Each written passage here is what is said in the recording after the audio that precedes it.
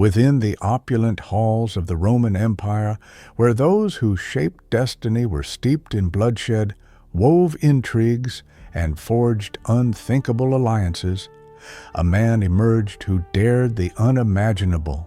He managed to captivate 3 emperors, possessing neither noble birth nor feminine charm, nor even the natural strength of a man. His name was Favorinus, a eunuch whose speeches, like sharpened silver, proved more lethal than the steel of blades. Born in a distant province and acquainted early with the bitterness of tragedy, he managed to transform his weakness into unyielding strength and humiliation into boundless power. All of Rome hung on his every word, from the bustling arenas of the Circus Maximus to the quiet halls of the Library of Alexandria.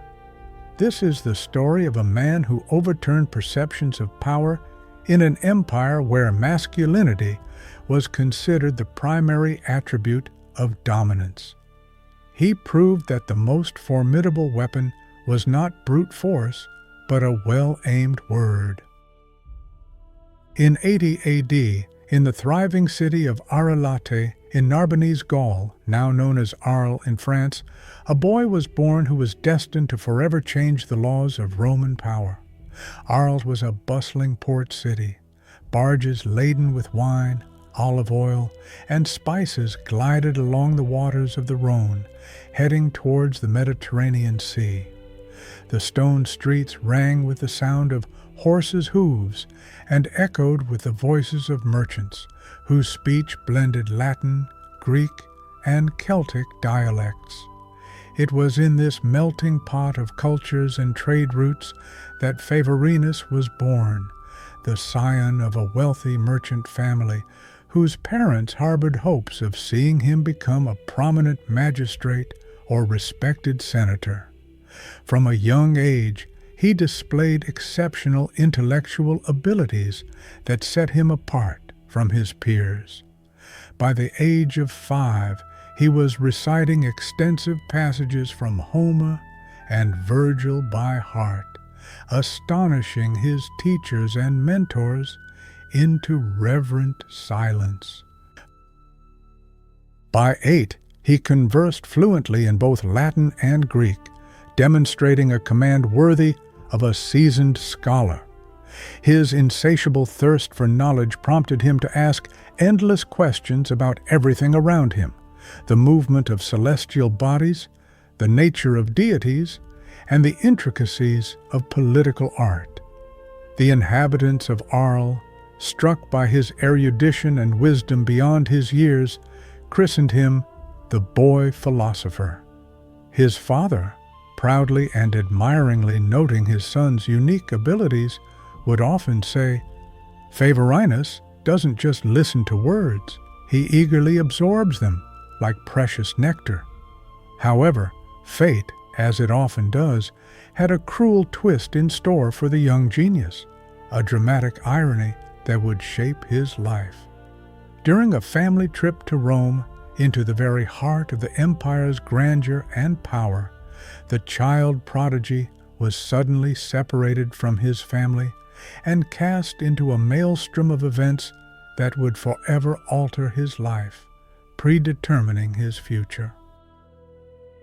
Rome, the brilliant center of the known world, drew merchants and travelers from every corner of the earth.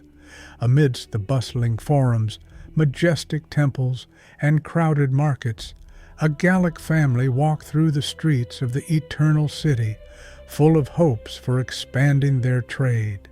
With them was an 8-year-old boy, captivated by the sight of marble statues, triumphal chariots, and the magnificence of the recently erected Colosseum, a symbol of imperial might and grandeur.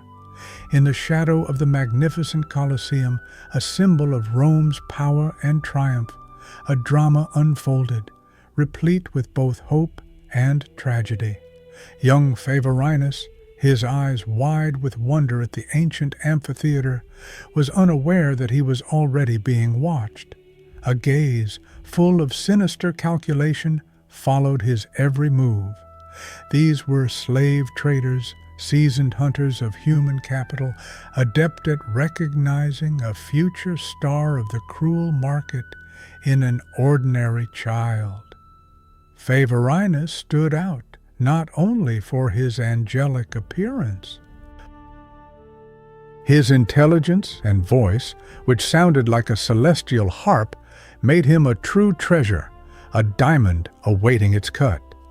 In a flash, seizing a moment of distraction, the boy was snatched from his family's embrace and confined to a dismal cellar on the outskirts of the eternal city.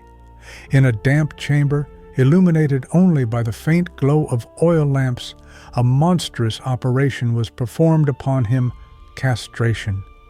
Many children did not survive such barbarity, but Favorinus, as if defying fate, lived. His body was mutilated, and his future predetermined. Deprived of the chance to become a warrior or a father, the embodiment of Roman valor, he gained something else: a voice, pure and high, captivating hearts, and instilling awe in all who heard it, a voice that became both his curse and his gift. No one could have foreseen his destiny. The boy, born into freedom and prosperity, was by a twist of fate transformed into a slave. He was sold like a common object, and his purchaser was a man whose name would forever be etched into his biography: Trajan, the renowned Roman general who was later destined to become emperor. Trajan, one of Rome's most distinguished military commanders, was a man not easily surprised or impressed. He had seen thousands of soldiers, slaves, and courtiers pass before his eyes, yet this frail child, with an extraordinary gaze and a voice that sounded like angelic singing, captured his attention. Trajan saw in him not merely a slave, but the potential for immense power. He decided to invest his resources in him. Favorinus was sent to the finest educational institutions in Rome. There, under the tutelage of eminent teachers of philosophy, rhetoric, and the sciences, his transformation began. He memorized the works of Homer and Virgil, engaged in philosophical discussions on Stoicism with Greek mentors, and delved deeply into mathematics, astronomy, and medicine. Initially, the children of senators treated him with contempt. To them, he was merely a eunuch, a man of no lineage, marked by the stigma of misfortune. At first, his presence merely drew ridicule, for he bore the mark of misfortune. Soon, however, the taunts gave way to silence, and then to genuine admiration. No one could match him in quickness of thought or power of persuasion. By the age of 18, Favorinus had transformed from a slave, broken by his mutilation, into an orator whose performances captivated even the most seasoned senators. Enchanted by his talent, Trajan made him his confidant. At lavish palace receptions, Favorinus entertained the emperor with speeches that expertly blended philosophical reflections and political insights. His captivating voice could evoke laughter from Rome's ruler, plunge him into deep contemplation, or inspire him to make momentous decisions. During military campaigns, Favorinus accompanied the general as a wise counselor. He wielded no weapon, yet his words were sharper than any blade. He helped Trajan grasp the essence of enemy schemes, discern their fears, and anticipate their moves. Thus, gradually, almost imperceptibly, the eunuch transformed into a figure far more influential than a mere educated slave, a man whose words shaped the thoughts and decisions of the future emperor of the great Roman Empire. 106 AD. All of Rome celebrated Trajan's triumphant victory over the Dacians. With Trajan's victory over the Dacians, the Roman Empire experienced a period of jubilation, a triumph immortalized in the stone of triumphal columns and forever etched into the memory of posterity. The Circus Maximus, a colossal structure capable of holding over 100,000 spectators, vibrated with deafening cheers and jubilation. Senators in their togas, brave soldiers, common plebeians, and haughty aristocrats all held their breath, awaiting the moment when the emperor would be glorified before the gods and the exultant populace. On this momentous day, however, all eyes were fixed not on the triumphant emperor, but on his confidant, the eunuch Favorinus. Trajan, having boundless trust in his protégé, entrusted him with the unprecedented task of delivering the celebratory speech in honor of the victory achieved. Favorinus, clad in a snow-white toga, dazzlingly bright beneath the sun's rays like pure marble, appeared before the astonished public. His voice, high yet at the same time melodic and captivating, echoed over the vast crowd. For over 2 hours he held sway over the minds and hearts of all Rome. He extolled Trajan, comparing him to Alexander the Great, recalling the grandeur of Caesar and Augustus, and proclaiming that under the wise rule of the new emperor, Rome would achieve immortality. But his speech was not limited to military triumphs alone. He skillfully wove together philosophy and poetry, reflecting on the transience of human existence and eternal values. Every word was meticulously chosen, every pause delivered with theatrical expressiveness, creating a unique effect. Even the haughty senators, accustomed to flattery and pomp, could not conceal their astonishment at the brilliance of this extraordinary orator, a triumph of oratorical art. At the outset of his address, the public regarded him with mere curiosity, but soon the hall erupted in ovations worthy of a demigod.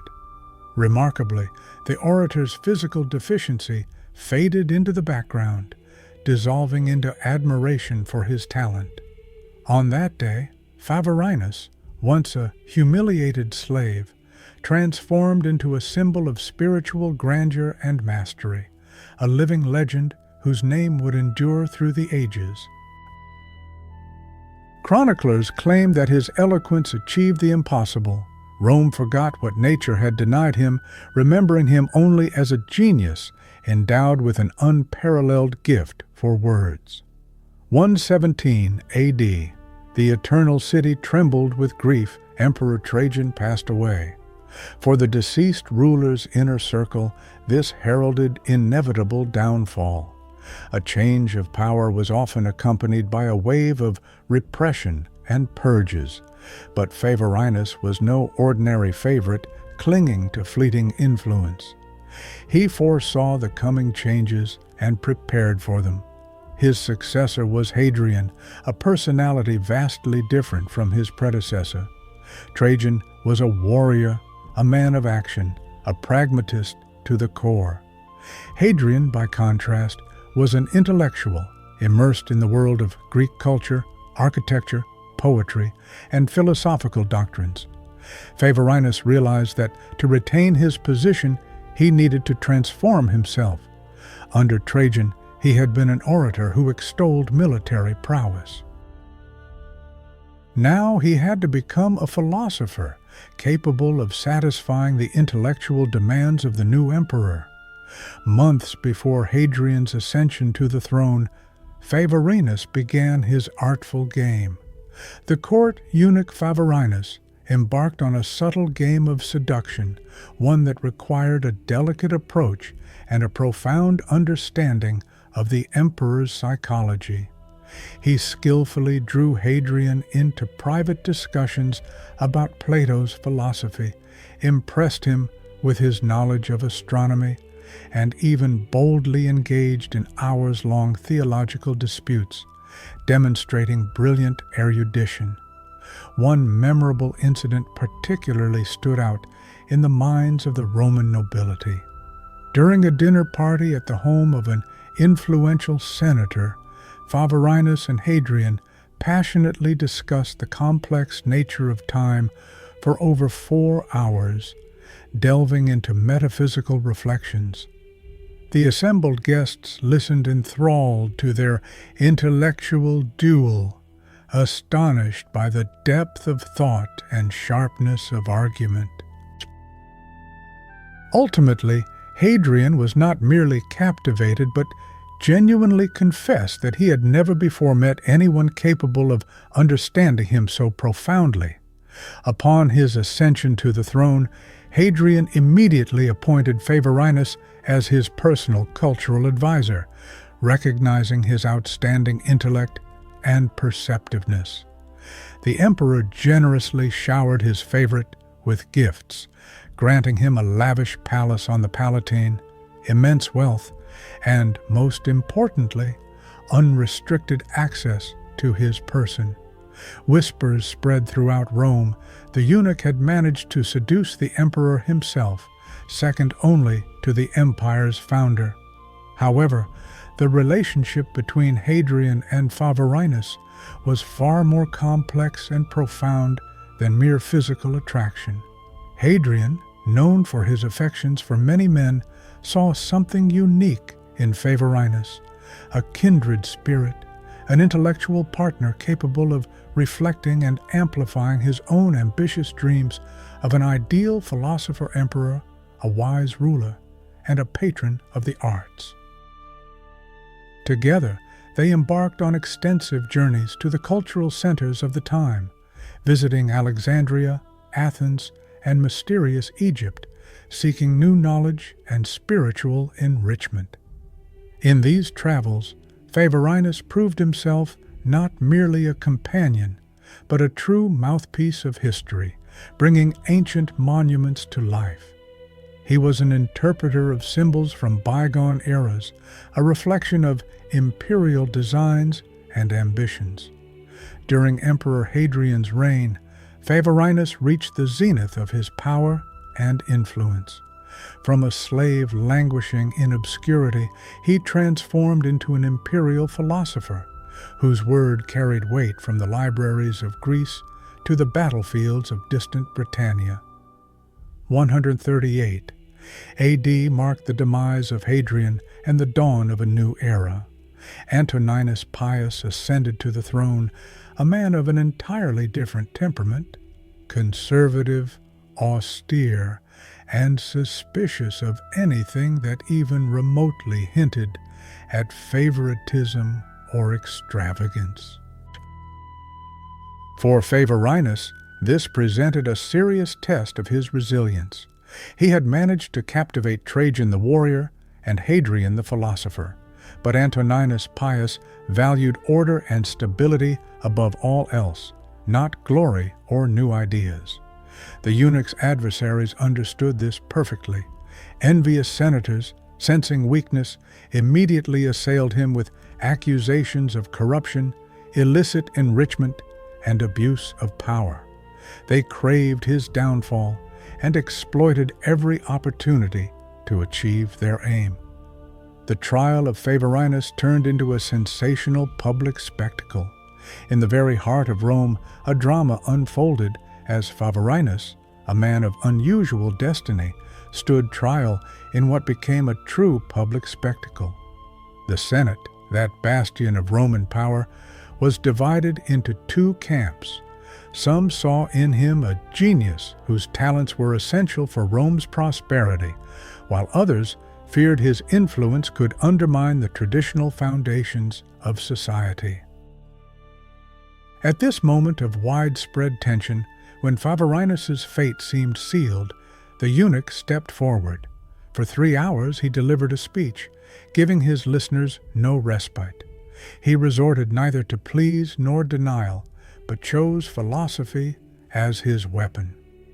"I am accused of 3 crimes against nature," he declared, "that I am a eunuch, though I did not choose it myself, that I am condemned for treason, which I did not commit, and that I dared to dispute with the emperor and was not defeated.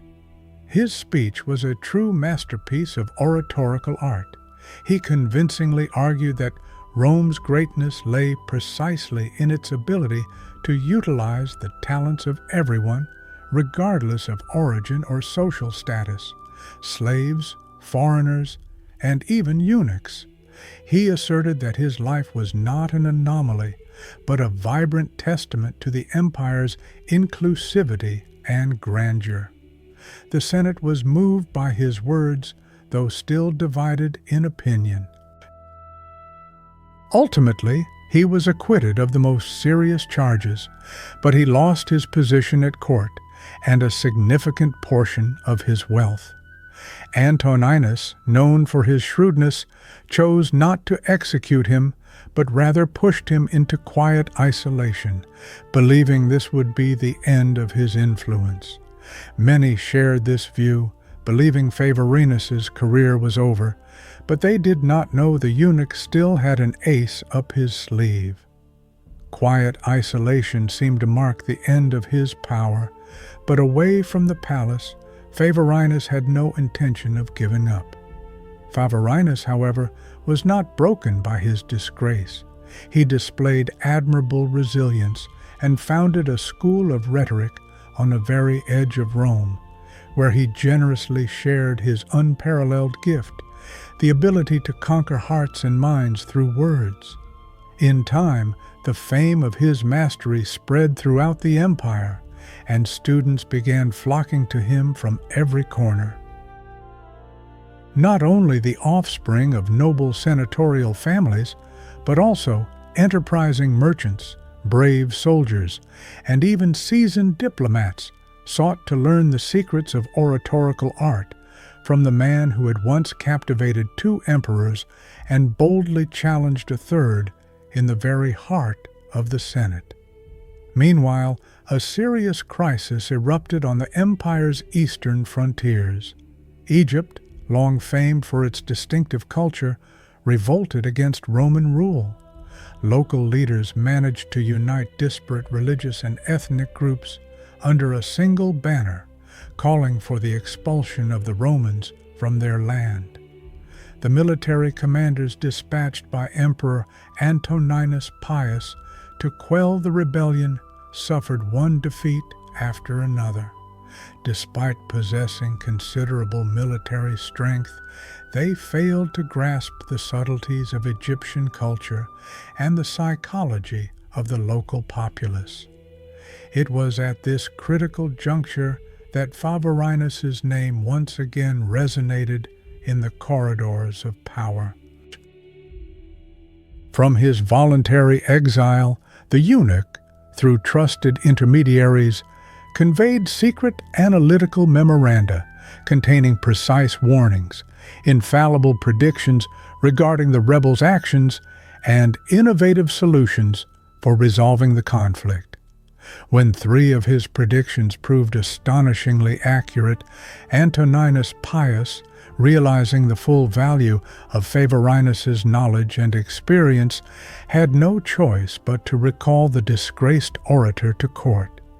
Favorinus's return to court was marked by a tense atmosphere.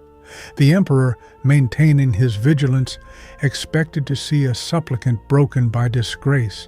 Instead, he was met by a man radiating calm and confidence. There were no pleas for forgiveness in his speeches, only practical proposals and constructive solutions. Favorinus did not dwell on past glories or extol his own virtues. His thoughts were consumed by the fate of Rome, a sense of duty, and the search for ways out of the prevailing crisis. He managed to convey to the emperor that his true value lay not in the ability to flatter, but in a unique capacity to see what remained hidden from the eyes of others. Within weeks, the plans he devised began to yield tangible results. Rebel factions agreed to enter negotiations, and the bloodshed on the banks of the Nile ceased. Antoninus, struck by Favorinus's perceptiveness, realized what no one before him had understood. This eunuch, despised by many, proved to be the empire's true secret weapon. He was not only reinstated to his position at court, but also appointed chief advisor for Eastern affairs. The eunuch returned not as a temporary favorite seeking approval, nor as a cunning seducer, but as an indispensable strategist possessing invaluable knowledge and experience. During the reign of Antoninus Pius, Favorinus held an exceptional position, becoming a pivotal figure in the governance of the state. In the shadow of the Roman Empire's grandeur lived Favorinus, a man whose name was whispered with both reverence and apprehension. His position at court was unique. He held no high office, commanded no legions, yet his influence over the emperors was immense. Favorinus was not merely an advisor, but a vital link between Rome and the enigmatic East, a man capable of discerning what remained hidden from others. His influence extended far beyond the current political landscape. Instead of composing dry treatises, Favorinus began to embody his philosophy of power in living lessons for his students and in reflections that circulated throughout the empire. These principles later became known as the Favorinus Code, 4 unspoken laws of genuine influence. 1. Chameleon-like adaptability, the ability not to impose one's personality, but to transform oneself to meet the needs of each leader. 2. Strategic listening, the capacity not merely to hear words but to decipher fears, desires, and even silences. 3. Intelligent validation, not empty flattery, but praise that made an emperor feel unique and understood.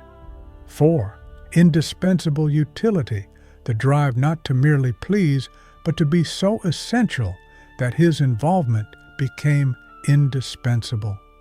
These principles not only helped Favorinus survive in a world rife with intrigue, but also made him the only man to win the trust and favor of 3 successive emperors. Favorin's influence on Roman society was truly profound and multifaceted.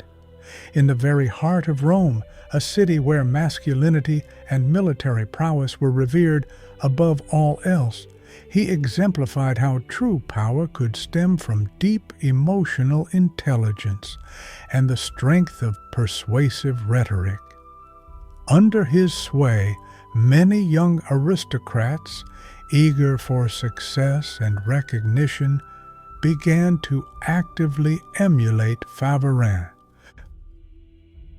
They increasingly dedicated their time to studying rhetoric, philosophy, and developing empathy, rather than solely committing themselves to military arts.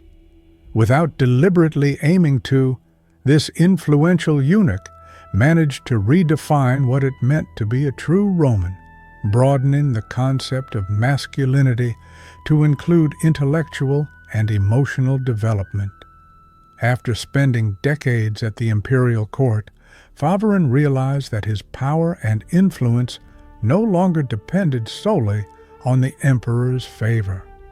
He understood that his true strength lay in something far more enduring and significant, his intellectual legacy and his ability to shape minds.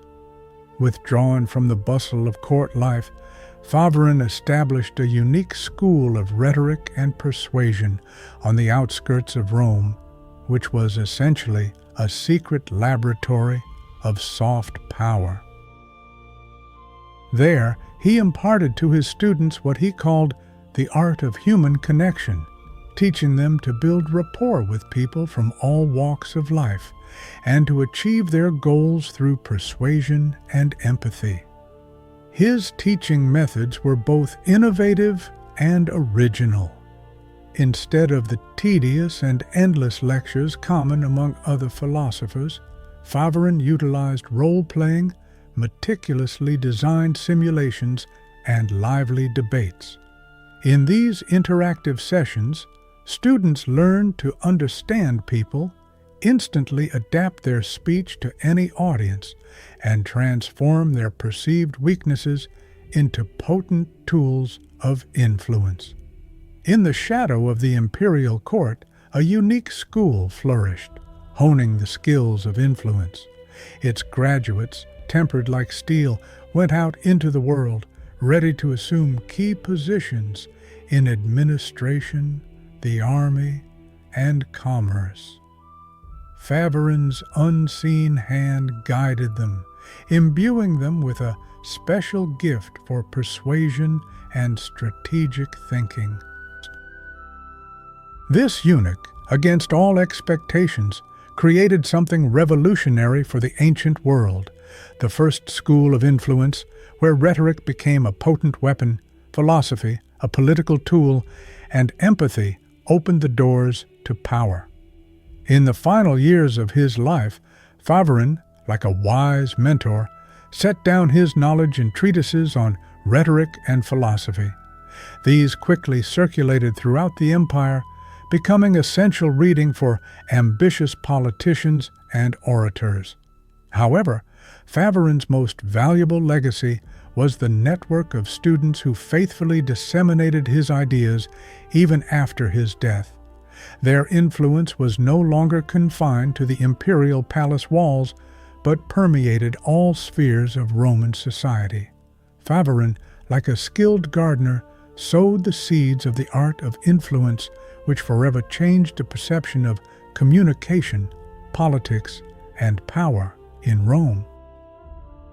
His methods, based on a profound understanding of human psychology and the ability to persuade, became a benchmark for others to follow.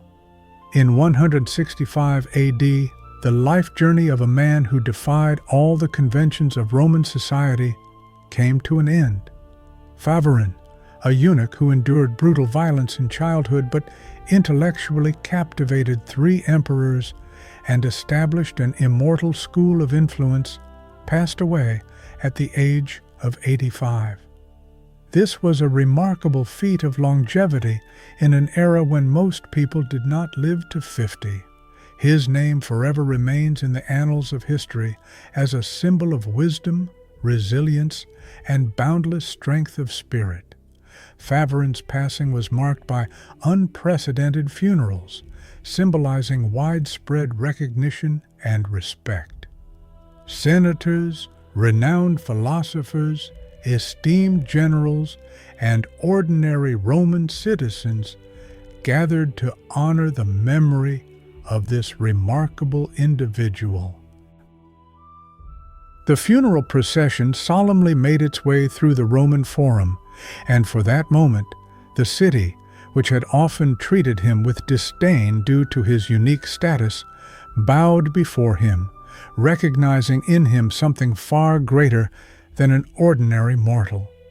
The culmination of this farewell was the speech delivered by the aging Antoninus Pius, whose words, full of profound meaning and respect, were etched forever into the memory of the Romans.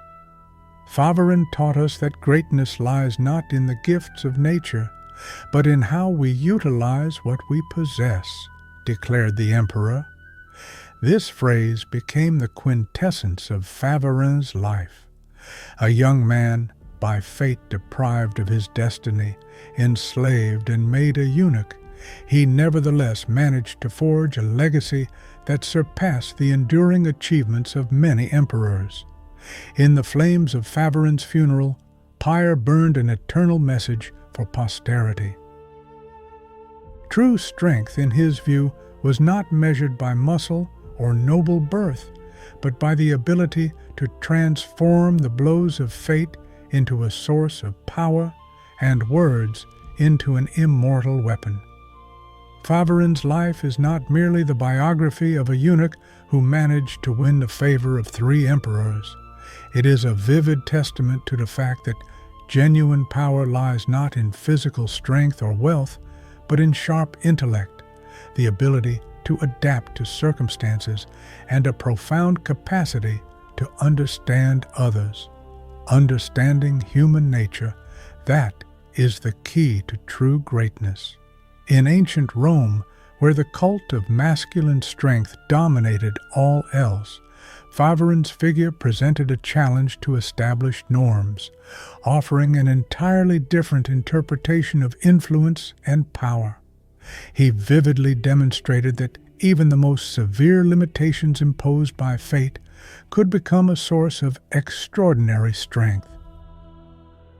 A word spoken with wisdom and insight could conquer minds and hearts, exerting an impact far surpassing the might of any weapon. His legacy, having withstood the test of time, still serves as a reminder that in all eras, including our own, true leaders are not necessarily those who possess brute force, but those gifted with empathy, the ability to listen, to adapt to changing circumstances, and to forge strong connections between people. Favorinus was more than just a philosopher or rhetorician. He was something greater than merely an emperor's advisor. He was, in a way, the unseen architect of a new understanding of power, founded on wisdom and humanity. Nearly 2 millennia later, his life's journey continues to inspire us to reevaluate our own perceptions of success and greatness. For if a child subjected to violent castration could become one of the most influential voices in the Roman Empire, what horizons are open to us who possess far greater opportunities?